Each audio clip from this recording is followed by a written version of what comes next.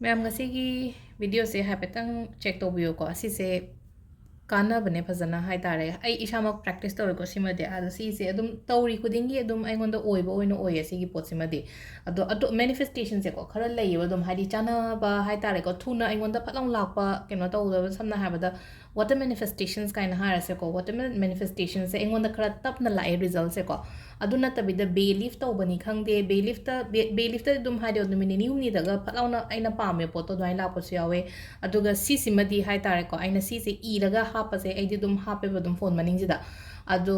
matam aina expect to matam haje tha ahungi matung da hadi aina pame ba amount to hadi yau dabra haragadi numit hapta ama kai ma watlingai daga hadi phangba dum ani ahum lak sure ko experience ai si gi potsa aduduna hojik se leina ko aiso anobo ma shem ge na ko amuka haidi hanagi aina manifest to giba pesa amount ki ka do hadi phangjagram ni na anobo pesa ama haita hana sam macha ama ha sine ko lupa lising yang khay malak ama manifest to ko hadi aigi income aigi way do lakpagi lambi ha tare ko aigi tham da kyam earn to ge na traga hadi ai kyam tan bangam gadagi adugi matungi ne iyo ba haita leino ko marup ki paisa ayo ha banate ko hadi marup it's a kaino ne ba adudi savings ne do ai ki paisa ne ha badi count to bo yaro na ko hadi adudi hojik hadi adumaina hadi aduma phau no boy kem nate ko haji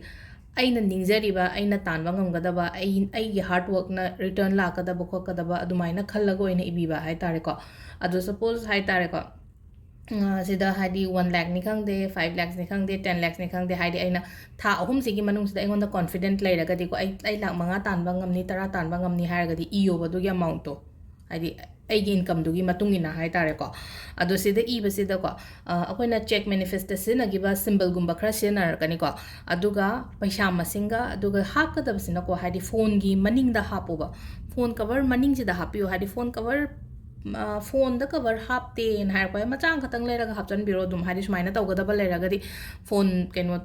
cover machang khatang leraga hapi ra se badum nada back ta hapa ya bra keno tawba ya bra hadi phone je hojikan dum si sina hena 24 hours ai ga dum loina raga leina anamba matam da hadi ko na phamung da changa tumam dai bo dum yengi da na ko adum ai ga khwai da gi hadi money back to de ina ko pu pol chat ba timing si yawe hadi loina mak hadi google pay kari kra tawbni hadi phone je dum loina ra chapani na phone je da hapa se ba keno tawraga ko ado igadaba se kamaina igadam no har kan se da ko hadi amount ira se ba se da khwai first ko rupees se asangba machu sena bi ko hadi asangba machu yaraga di asangba sena shuklei letre shuk upai shuklei laktre haga di blue se no ko blue it's a universal color ni ko blue sena ko aduga natraga di green pen sena bi hadi paisa manifesto bo de green aduga akoi gi atopa kai hani relationship kumba dana red kumba ka black tishun shina ga no ko black tana hadi negativity release to honge haraga di black use to we ko asang ba machugi ko kolom ma lobiro ko aduga paisa masing ira se ba ina kwai first ko se rupees some tara haina ira sine ko 10 lakhs tha taruk muki khallaga hapetang ai set mindset taraga thamase ba hadi 10 lakhs se aina hadi tha taruk sigi manung phawbada di aina tanba ngamni ko haibagi dumaina ko ado ahambada ko hadi aigi ming irani na ko sida aigi hadi shongi isagi maming haita isagi full name yu ko isagi aigi ming irani ba your name ko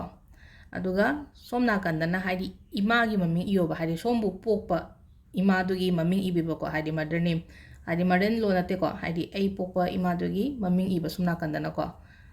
samnaraga dum idoini ko sida hadi sida ina katang khara gyan ta na ba haibani ko sida ai maming je dum iri ena kale to dum samnaraga dum imagi songi imagi maming do aduga hojik leiriba address hairasine ko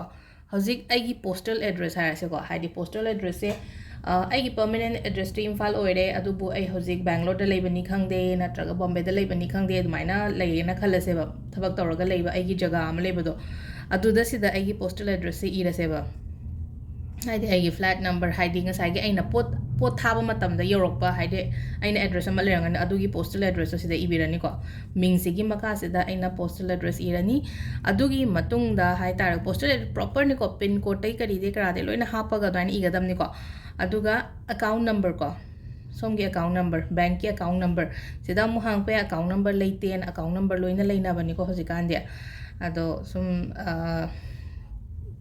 hangdokpiyo account number ꯂꯩꯇ꯭ꯔꯒꯁꯨ ꯀꯣ hangdokpiyo ꯅ ꯍꯥꯏꯔꯒꯗꯤ savings account ꯍꯥꯡꯕꯗ ꯑꯀꯥꯏꯕ ꯀꯩꯝ ꯂꯩꯇꯦꯅ ꯑꯔꯩꯕ ꯄꯩꯁꯥꯗꯣ ꯕꯦꯡꯛꯇ ꯈꯤꯇꯪ ꯈꯤꯇꯪ ꯊꯝꯖꯟꯕꯗ ꯑꯗꯣ ꯁꯤꯗ ꯂꯣꯏꯅ postal address 이런 ꯃꯇꯨꯡꯗ ꯑꯩꯒꯤ account number 이ꯔꯅꯤꯅꯀꯣ account number 이ꯔꯅꯤ ꯑꯗꯣ ꯁꯤꯗ ꯑꯩꯈꯣꯏꯅ ꯑꯩꯈꯣꯏꯒꯤ ꯕꯦꯡꯛꯀꯤ ꯃꯃꯤꯡ 이ꯔꯁꯨ ꯌꯥꯏ 이ꯔꯁꯨ ꯌꯥꯏ ꯑꯗꯨꯃꯗꯤꯀꯣ only just account number ꯅꯦ ꯅꯤꯗꯣꯏꯁꯦꯀꯣ account number ꯑꯃ ꯂꯩꯔꯦ ꯑꯗꯨꯒ ꯉꯁꯥꯏꯒꯤ ꯁꯤꯝꯕꯜꯒꯤ ꯃꯇꯥꯡꯗ ꯂꯥꯛꯑꯁꯦꯕ ꯁꯤꯝꯕꯜꯁꯦ ꯁꯤꯗꯀꯣ ꯑꯩꯅ ꯀꯩꯅꯣ ꯇꯧꯔꯁꯦ ꯑꯩꯈꯣꯏꯒꯤ ꯔꯦꯀꯤ ꯁꯤꯝꯕꯜ ꯑꯣꯏꯅꯅꯤꯀꯣ ꯔꯦꯀꯤꯒ ꯀꯩꯅꯣꯒ ꯑꯩꯈꯣꯏꯒꯤ ꯖꯤꯕꯨ ꯁꯤꯝꯕꯜ ꯑꯩꯈꯣꯏꯅ ꯀꯩꯅꯣꯗ ꯍꯥꯏꯗꯤ ꯒ꯭ꯔꯤꯟ ꯃꯆꯨ ꯑꯃ ꯁꯣꯝꯅ ꯁꯨꯝ ꯁꯤꯖꯤꯟꯅꯕꯤꯔꯝꯃꯅꯤ ꯐꯅꯌꯥꯝ ꯑꯩꯉꯣꯟꯗꯒꯤ ꯂꯧꯕ ꯑꯣꯏꯔꯣ ꯅꯠꯇ꯭ꯔꯒ ꯑꯣꯟꯂꯥꯏꯟꯗꯒꯤ ꯂꯩꯕ ꯑꯣꯏꯔꯣ ꯑꯗꯣ ꯔꯦꯀꯤ ꯁꯤꯝꯕꯜꯁꯦ ꯍꯥꯏꯗꯤ ꯃꯅꯤ ꯔꯦꯀꯤꯒꯤꯅꯤꯀꯣ ꯑꯗꯣ ꯁꯤꯗ ꯑꯩ ꯁꯤꯝꯕꯜ ꯑꯃ ꯁꯤꯗ ꯑꯩ ꯃꯌꯥꯝꯗ ꯁꯦꯌꯔ ꯇꯧꯔꯛꯀꯦ ꯁꯤꯁꯦ ꯌꯦꯛꯑꯣꯀꯣ ꯍꯩꯕ꯭ꯔꯥ ꯌꯦꯡꯕꯤꯌꯨꯀꯣ ꯍꯥꯏꯐꯦꯠꯇꯪ ꯇ꯭ꯔꯥꯏ ꯇꯧꯔꯒ ꯌꯦꯡꯁꯦꯕ ꯑꯗꯣ ꯔꯦꯀꯤꯁꯦ ꯍꯤꯂꯤꯡꯗ ꯌꯥꯝ ꯐꯩꯀꯣ ꯍꯥꯏꯗꯤ ꯃꯅꯤ ꯍꯤꯂꯤꯡ ꯇꯧꯕ ꯌꯥꯏ ꯍꯦꯜꯊꯀꯤ ꯍꯤꯂꯤꯡ ꯇꯧꯕ ꯌꯥꯏ ꯔꯤꯂꯦꯁꯟship ꯍꯤꯂꯤꯡ ꯇꯧꯕ ꯌꯥꯏ ꯑꯗꯣ ꯔꯦꯀꯤ ꯍꯤꯂꯤꯡꯁꯤꯅ ꯑꯃꯨꯛ ꯑꯩꯈꯣꯏꯅ ꯂꯥꯞꯅ ꯂꯩꯔꯕꯅꯤꯅ ꯍꯥꯏꯗꯤ ꯑꯗꯨꯝꯕꯗꯤ ꯀꯌꯥ ꯈꯔ ꯀꯩꯅꯣ ꯇꯧꯔꯦꯀꯣ ꯍꯥꯏꯗꯤ ꯍꯧꯖꯤꯛꯀꯤ ꯑꯣꯏꯅꯗꯤ ꯑꯩ ꯇꯧꯗꯦ ꯄ꯭ꯔꯦꯛꯇꯤꯁꯇꯤ ꯇꯧꯋꯦ ꯑꯗꯨꯒ ꯍꯥꯏꯗꯤ ꯊꯑꯣꯏꯅ ꯔꯦꯀꯤꯒꯤ ꯃꯇꯥꯡꯗꯗꯤ ꯌꯥꯝ ꯀꯥ ꯍꯦꯟꯅ ꯑꯩꯅ ꯆꯦꯛ ꯁꯦꯝꯕꯗ ꯑꯣꯏꯅ ꯁꯤꯖꯤꯟꯅꯩꯕ ꯑꯇꯩꯗꯤ ꯌꯥꯝ ꯀꯥ ꯍꯦꯟꯅ ꯁꯤꯖꯤꯟꯅꯗ꯭ꯔꯦꯀꯣ ꯑꯗꯣ ꯑꯍꯥꯟꯕꯗ ꯁꯤꯗꯀꯣ ꯑꯩꯅ ꯍꯥꯏꯗꯤ ꯑꯩꯈꯣꯏꯒꯤ ꯃꯤꯗꯥꯁ ꯁ꯭ꯇꯥꯔꯁꯦ ꯁꯦꯝꯃꯁꯦꯕ ꯃꯤꯗꯥꯁ ꯁ꯭ꯇꯥꯔꯁꯦ ꯀꯃꯥꯏꯅ ꯌꯦꯛꯀꯗꯒꯦ ꯍꯥꯏ ꯀꯥꯟꯗ ꯁꯨꯃꯥꯏꯅ ꯂꯥꯏꯟ ꯑꯃ ꯆꯤꯡꯉꯦꯀꯣ ꯍꯥꯏꯕ ꯑꯩ ꯒ꯭ꯔꯤꯟ ꯑꯗꯨꯝ ꯌꯦꯛꯑꯒꯦꯀꯣ ꯍꯣꯔꯦꯟ ꯐꯖꯅ ꯑꯃꯨꯛ ꯎꯠꯂꯛꯀꯦꯀꯣ ꯈꯔ ꯅꯛꯁꯜꯂꯒ ꯁꯤꯗ ꯑꯍꯥꯟꯕꯗ ꯂꯥꯏꯟ ꯑꯃ ꯆꯤꯡꯉꯦꯕ ꯁꯤꯁꯤꯅ ꯑꯩꯈꯣꯏꯒꯤ ꯂꯥꯏꯟ ꯅꯝꯕꯔ 1ꯅꯦꯅ ꯈꯜꯂꯁꯦꯕꯀꯣ ꯑꯗꯨꯏ ꯃꯈꯥꯗ ꯁꯨꯃꯥꯏꯅ ꯀꯣ ꯁꯤꯅ 2 ꯀꯣ ꯑꯗꯒꯤ 3 ꯁꯤꯗꯒꯤ ꯁꯣꯝꯗꯒꯤ ꯁꯨꯃꯥꯏꯅ 3 ꯆꯠꯍꯜꯂꯁꯦꯀꯣ ꯃꯨꯛꯁꯦ ꯈꯤꯇꯪ ꯅꯨꯡꯉꯥꯏꯇ꯭ꯔꯦ green ꯑꯣꯏꯕꯁꯦ ꯀꯣ 3 ꯑꯗꯒꯤ 4 ꯀꯣ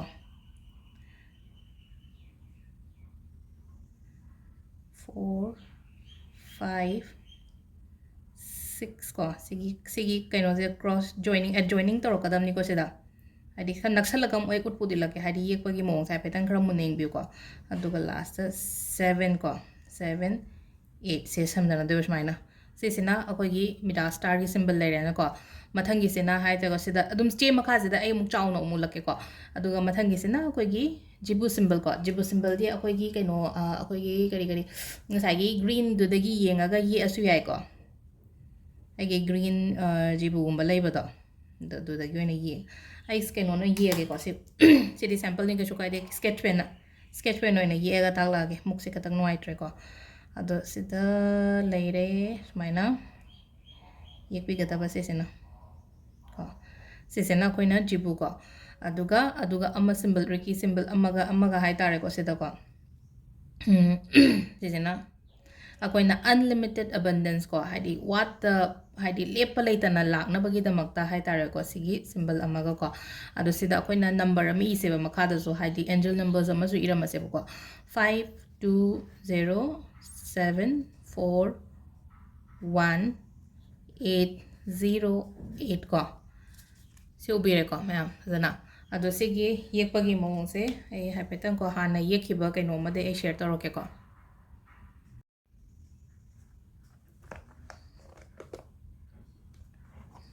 ꯌꯦꯡꯕꯤꯌꯨꯀꯣ ꯁꯤꯁꯦ ꯑꯩꯅ ꯃꯃꯥꯡꯗ ꯌꯦꯛꯑ ꯇꯥꯛꯈꯤꯕꯒꯤ ꯀꯩꯅꯣ ꯂꯩꯍꯧꯕꯅꯦ ꯁꯤꯁꯦ ꯑꯗꯨꯝ ꯑꯩꯗꯤ ꯗꯥꯏꯔꯤꯗ ꯑꯗꯨꯝ ꯁꯨꯃꯥꯏꯅ ꯌꯦꯛꯁꯜꯂꯒ ꯊꯝꯃꯦꯀꯣ ꯍꯥꯏꯗꯤ ꯗꯥꯏꯔꯤꯒꯨꯝꯕꯗ ꯌꯦꯛꯑ ꯊꯝꯃꯁꯨ ꯀꯩꯁꯨ ꯀꯥꯏꯗꯦ ꯁꯤꯝꯕꯜ ꯑꯐꯕ ꯃꯌꯥꯝꯅꯦ ꯍꯥꯏꯗꯤ ꯑꯩꯉꯣꯟꯗ ꯑꯦꯇ꯭ꯔꯦꯛ ꯇꯧꯅꯕꯅꯦꯕ ꯑꯗꯣ ꯁꯤꯁꯦꯀꯣ ꯍꯥꯏꯗꯤ ꯈ꯭ꯋꯥꯏ ꯐꯔꯁꯀꯤ ꯃꯤꯗꯥꯁ ꯁ꯭ꯇꯥꯔꯁꯦ ꯑꯣꯏꯅ ꯌꯦꯡꯉꯁꯦꯕ ꯃꯤꯗꯥꯁꯁꯦ ꯁꯨꯃꯥꯏꯅ ꯆꯤꯡꯕ ꯍꯧꯔꯕ ꯂꯥꯏꯟ ꯑꯃ ꯁꯥꯡꯅ ꯁꯨꯃꯥꯏꯅ ꯆꯤꯡꯉꯦꯗꯅꯀꯣ ꯃꯈꯥꯗ ꯈꯤꯇꯪ ꯁꯤꯁꯤꯅ ꯅꯝꯕꯔ 2 ꯑꯣꯏꯗꯣꯏꯅꯦꯕ ꯑꯩꯅ 2 ꯑꯣꯏꯅ ꯊꯥꯔ ꯊꯝꯃꯦꯀꯣ 2 ꯀꯣ ꯑꯗꯒꯤ 2 ꯁꯤꯗꯩ ꯁꯨꯃꯥꯏꯅ ꯆꯤꯡꯈꯠꯂꯒꯅ 3 ꯂꯩꯔꯦꯀꯣ ꯃꯈꯥꯗ 4 ꯑꯗꯒꯤ 4 ꯁꯤꯗꯒꯤ ꯑꯃꯨꯛ ꯆꯠꯈ꯭ꯔꯦꯀꯣ 5 ꯑꯗꯨꯒ ꯁꯤꯒꯤ ꯀꯥꯔꯛꯁꯤꯗ ꯉꯁꯥꯏꯒꯤ ꯀꯩꯅꯣꯁꯤꯗꯀꯣ ꯅꯝꯕꯔ 6 ꯁꯨꯃꯥꯏꯅ ꯆꯤꯡꯊꯔꯛꯑꯦꯅꯀꯣ ꯑꯗꯨꯒ 7 ꯁꯤꯅ ꯑꯃꯨꯛ ꯉꯁꯥꯏꯒꯤ ꯁꯤꯒꯤ ꯑꯦꯗꯖꯣꯏꯅꯤꯡꯁꯤꯗ ꯑꯃꯨꯛ 7 ꯁꯦ ꯑꯃꯨꯛ ꯂꯥꯛꯑꯦꯅꯀꯣ ꯑꯗꯨꯒ ꯂꯥꯁꯀꯤ 8 ꯁꯤꯅ ꯁꯤꯗ ꯁꯝꯖꯟꯅꯔ ꯂꯣꯏꯁꯜꯂꯦꯀꯣ ꯍꯥꯏꯐꯦꯠꯇꯪ ꯑꯃꯨꯛꯀ ꯌꯦꯡꯕꯤꯔꯣꯀꯣ ꯁꯨꯃꯥꯏꯅ ꯑꯍꯥꯟꯕ ꯆꯤꯡꯉꯦ ꯑꯗꯨꯒ 2 ꯃꯈꯥꯗ ꯂꯥꯛꯑꯦ 4 5 ꯑꯗꯣ ꯁꯤꯒꯤ ꯑꯅꯤꯁꯤꯗ join ꯇꯧꯔꯦꯅꯀꯣ sida amuka join tawrena ko aduga last se loire sisina midasta ko jibu symbol yam live ni ko isada su leram gani ko ado sidi just swaina a gi shape ta la ani aduga swaina ani ahum la ko la loire ko aduga sidi h ki type ta ka unlimited abundance ki keno sena ko adi sida gi dum hobiro sai tawraga aduga ma side am da 3 line ahum chingbira se ko adunga sai gi aina hai gi number to makada ibado 520741 808 ko sise ꯑꯗꯣ ꯏꯁꯥꯗ ꯁꯤꯗꯀꯣ ꯑꯩ ꯏꯁꯥꯃꯛꯁꯨ ꯑꯩꯅ ꯇꯧꯕ ꯃꯇꯝꯗ ꯍꯥꯏꯗꯤ ꯐꯪꯅꯤ ꯍꯥꯏꯕꯒꯤ ꯀꯣꯟꯐꯤꯗꯦꯟꯁꯇ ꯍꯥꯏꯇꯥꯔꯦꯀꯣ ꯑꯗꯣ ꯍꯣꯠꯅꯕ ꯑꯃꯁꯨ ꯌꯥꯝ ꯗꯔꯀꯥꯔ ꯑꯣꯏꯀꯣ ꯍꯥꯏꯗꯤ